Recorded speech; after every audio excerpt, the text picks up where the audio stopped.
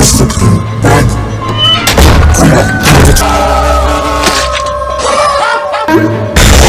आप मुझे छोड़कर नहीं जाती तो ये सब नहीं होता।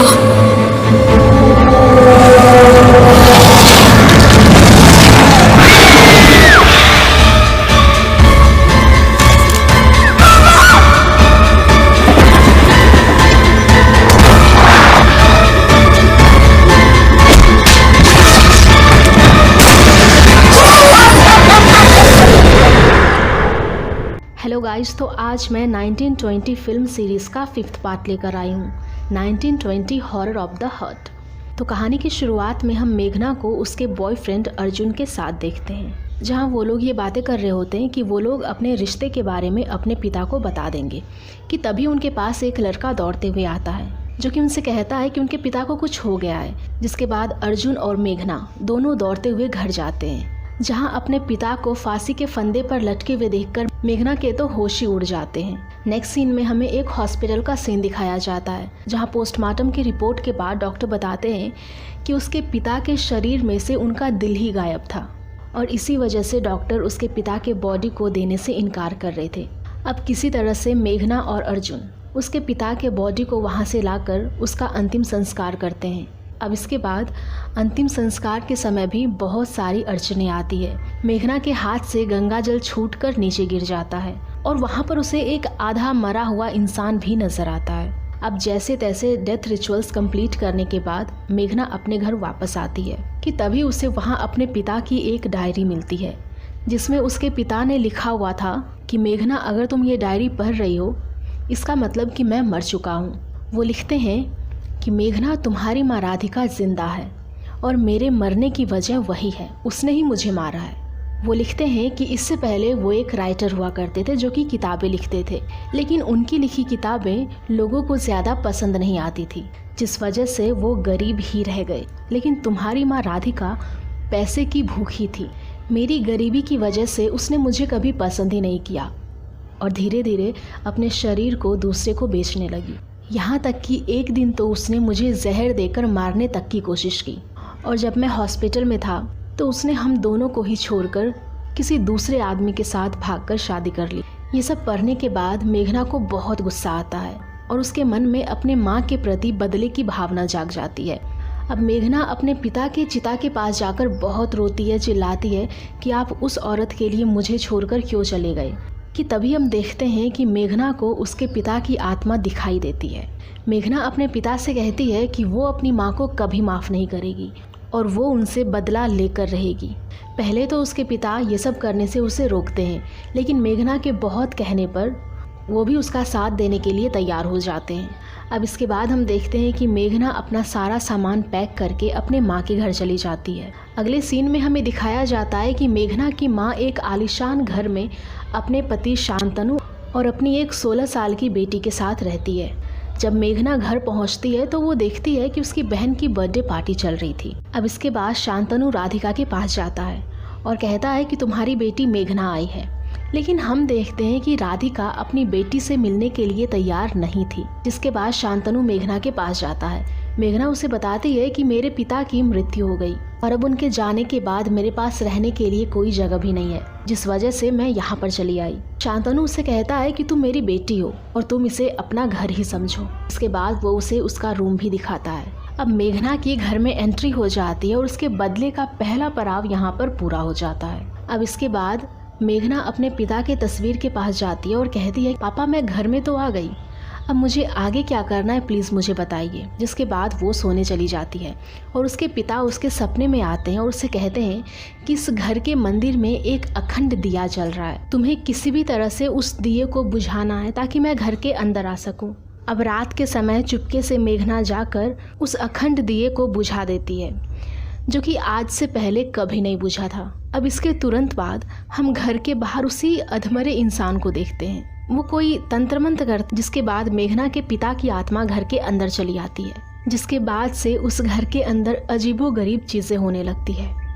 अब सुबह होती है, सभी देखते हैं कि मंदिर के अंदर का अखंड दिया बुझा हुआ है। तभी उसी के घर का एक आदमी आकर बोलता है कि उसने कल रात मेघना को मंदिर के अंदर जाते देखा था, उसी ने इस दिए को बुझाया है। लेकिन शांतनु उसके बात पर विश्वास नहीं करता और इस बात के लिए वो मेघना से माफ़ी भी मांगता है। अब अगले सीन में हम उस घर के मालिक को देखते हैं जो कि अंधा था। वो अजीबोगरीब बातें कर रहा था। वो मेघना के पास आता है और उसे कहता है कि तूने सब कुछ देखा है, अभी भी देर नहीं हुई है। उसे देखकर ऐसा लग रहा था जैसे कि वो मेघना को किसी बहुत बड़ी संकट से बचाने की कोशिश कर रहा हो। यहाँ तक कि उस माली को मेघना की सारी सच्चाई के बारे में पता था कि वो यहाँ किसी और ही मकसद से आई है, जिसके बाद मेघना वहाँ से चली जाती है। अब इसके बाद हम मेघना को उसकी छोटी बहन के साथ देखते हैं। उस बच्ची को पता चल चुका था कि मेघना उसकी बहन है। वो मेघना से बहुत अच्छे से बात करती है और उन दोनों की बॉन्डिंग काफी अच्छी हो जाती है। अगले सीन में हम देखते हैं कि मेघना लाइब्रेरी में किताबें पढ़ रही होती है। तभी उसकी माँ राधिका उसके पास आती है।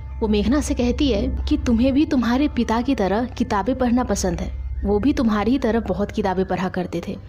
जिस पर मेघना कहती है कि हाँ, और साथ ही लिखते भी थे।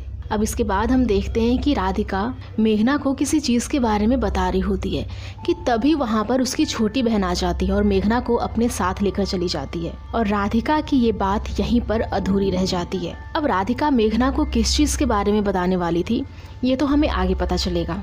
अगले सीन में हम मेघना के बॉयफ्रेंड अर्जुन को देखते हैं, जिस पर किसी आत्मा ने हमला कर दिया था। और इसके बाद हम उसे हॉस्पिटल में देखते हैं। जब मेघना उसे मिलने आती है तो अर्जुन उसे बताता है कि अगर आज तुम्हारे पिता नहीं होते तो मैं यहाँ नहीं होता। अब इससे पहले तो अर्जुन मेघना को ये सब करने से रोकता था, लेकिन इस इंसिडेंट के बाद अर्जुन भी मेघना का साथ देने के लिए तैयार हो जाता है। अर्जुन कहता है कि तुम्हारे पिता ने मुझे सारी सच्चाई बता दी है कि किस तरह से तुम्हारी माँ ने उनके साथ विश्वासघात किया, लेकिन अब इस बदले में मैं भी तुम्हारा साथ दूंगा। अब इसके बाद अर्जुन मेघना को उसके पिता की अस्थियां देता है और कहता है कि ये उसे उस घर के अंदर ले जाना है ताकि उसके पिता की आत्मा उस घर के ऊपर कब्जा कर सके। यहाँ पर हमें अर्जुन का बिहेवियर थोड़ा चेंज लग रहा था, जैसे कि वो अर्जुन नहीं बल्कि कोई और है। अब इसके बाद मेघना उस कलश को लेकर घर के अंदर चली जाती है और हम देखते हैं कि वो अर्जुन के भेष में वही अधमरा इंसान, वो तांत्रिक था। जब मेघना उस कलश को लेकर घर आ रही थी तभी वहाँ फिर से उसे वही माली नजर आता है। वो मेघना से कहता है कि तुम्हारी ये बदले की आग तुम्हें और तुम्हारे पूरे परिवार को जलाकर राख कर देगी। अगर तेरा मन बदल जाए तो तुम मेरे पास आ जाना, मैं तुम्हारी मदद कर सकता हूँ। जिसके बाद मेघना वहाँ से चली जाती है। अब उसके पिता के कहने पर मेघना उस अस्थियों को अपनी बहन के तकिए के नीचे रख देती है। हालांकि वो ये सब करना नहीं चाहती थी, क्योंकि इन सब में उस बच्ची का कोई दोष नहीं था, लेकिन उसके पिता की आत्मा उसे ये सब करने के लिए मजबूर कर देता है। वो कहता है कि अगर तुम्हें राधिका को तकलीफ पहुंचानी है तो तुम्हें उसकी बेटी को तकलीफ पहुंचानी ही पड़ेगी। अब रूम से बाहर निकलते वक्त राधिका मेघना को देख लेती है, लेकिन यहाँ पर उसे मेघना पर जरा सा भी शक नहीं होता। राधिका मेघना से कहती है कि उसकी बातें उस समय अधूरी रह गई थी, तो वो उसे सारी सच्चाई बताना चाहती है। लेकिन मेघना गुस्से में ये कहकर चली जाती है कि उसके लिए उसके पिता का सच ही सच है। अब थोड़ी ही देर में हम देखते हैं कि अदिति जोरों से चिल्लाती और उसकी चीख पूरी महल में गूंजती है, जिसकी आवाज़ सुनकर घर के सारे लोग अदिति के रूम में चले आते हैं। अब अदिति को ऐसे हालत में देखकर घर के सारे लोग बहुत घबरा जाते हैं। देखकर ऐसा लग रहा था जैसे कि शैतान ने उसे हर तरफ से जकड़ कर रखा है। अब अदिति के शरीर को कब्जा करने के बाद मेघना का पिता धीरज राधिका को बोलता है कि वो कभी भी उसे चैन से नहीं जीने देगा। ये सब देखने के बाद घर के उस आदमी को मेघना पर शक होता है, लेकिन अर्जुन उसे भी मारकर कुएं में फेंक देता है। और उसी रात वो दोनों घर छोड़कर वापस अपने जगह जाने का डिसाइड करते हैं। तभी हमें ट्रेन के अंदर का सीन दिखाया जाता है, जहाँ पर जब वो दोनों थोड़ा क्लोज आते हैं तो मेघना को शीशे में अर्जुन के भेष में वो तांत्रिक नजर आता है, जिससे वो बहुत घबरा जाती है और ट्रेन के ऊपर चढ़ जाती है। और यहीं पर एक दीवार से कटकर अर्जुन की मौत हो जाती है। अब इसी हालत में मेघना उस हवेली में वापस जाती है। तभी उसे उस हवेली के बाहर वो माली दिखता है, जो उसे एक डायरी देता है और कहता है कि तुम्हारे पिता ने तुम्हें पूरी सच्चाई नहीं बताई है। जब मेघना उस डायरी को पढ़ती है तो उसे सारा सच का पता चलता है कि कैसे उसके पिता उसकी माँ को अंग्रेजों के हाथों बेचा करते थे। पर हद तो तब हो गई जब धीरज ने अपने किताब को पब्लिश करने के लिए राधिका को उस पब्लिशर के साथ सोने के लिए कहा, और राधिका के मना करने पर धीरज ने जहर खा ली और उसे कहा कि ये इल्जाम भी तुम्हारे ऊपर ही आएगा। अब इन सब से परेशान होकर राधिका खुदकुशी करने जा रही थी, लेकिन तभी उसे शांतनु मिल गया, जिसने उसे बचा लिया। अब इसके बाद राधिका और शांतनु दोनों मिलकर मेघना को लाने के लिए घर वापस गए, लेकिन मेघना और उसके पिता दोनों ही घर से गायब थे। उन्होंने मेघना को बहुत खोजने की कोशिश की, लेकिन वो कहीं नहीं मिली। अब सारी सच्चाई जानने के बाद मेघना को बहुत बुरा लगता है और वो डिसाइड करती है कि वो अपनी बहन को कुछ भी नहीं होने देगी। और वो घर जाती है और कन्फेस करती है कि ये सब उसी की वजह से हो रहा है, उसने ही अपने पिता का साथ दिया है और अदिति की इस हालत की जिम्मेदार भी मेघना ही है। लेकिन अब मैं ही आप लोगों को इससे निकालूंगी। अब वो लोग एक पंडित को घर बुलाते हैं जो उन्हें बताता है कि मेघना के पिता धीरज ने एक तांत्रिक के साथ सौदा किया था कि वो राधिका और उसके पूरे परिवार को बर्बाद कर देगा और बदले में धीरज उसे अपना इंसानी दिल देगा। तभी मेघना को याद आता है कि पोस्टमार्टम की रिपोर्ट के बाद डॉक्टर ने भी उसे कहा था कि उसके फादर का हार्ट मिसिंग है। अब पंडित उसे बताते हैं कि आज अमावस्या की रात है और आज अगर उन्होंने अदिति को नहीं बचाया तो वो उसे हमेशा हमेशा के लिए खो देंगे और धीरज की आत्मा उसे अपने साथ लेकर चली जाएगी। अब पंडित जी के ही कहने पर वो लोग अदिति के हाथ पैर को बांधकर गायत्री मंत्र का उच्चारण करने लगते हैं, जिस वजह से उसके अंदर का शैतान और ज्यादा भड़क उठता है।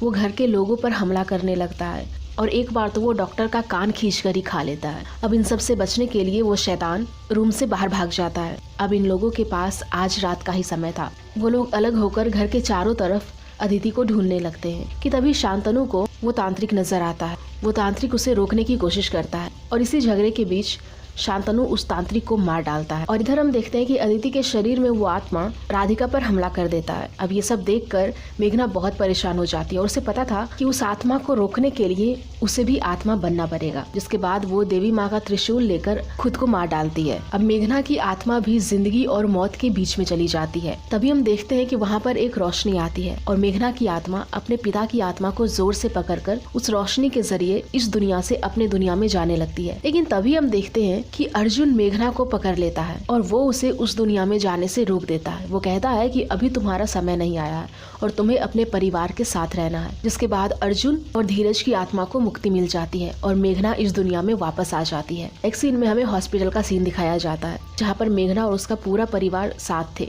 और ये मूवी यहीं पर खत्म हो जाती है। तो गाइज, अगर आप लोगों को ये एक्सप्लेनेशन पसंद आई होगी तो प्लीज वीडियो को लाइक कीजिएगा, शेयर कीजिएगा और ऐसे ही और भी मूवीज के एक्सप्लेनेशन के लिए हमारे चैनल हॉरर टॉक्स को जरूर सब्सक्राइब कर लेना। Thank you.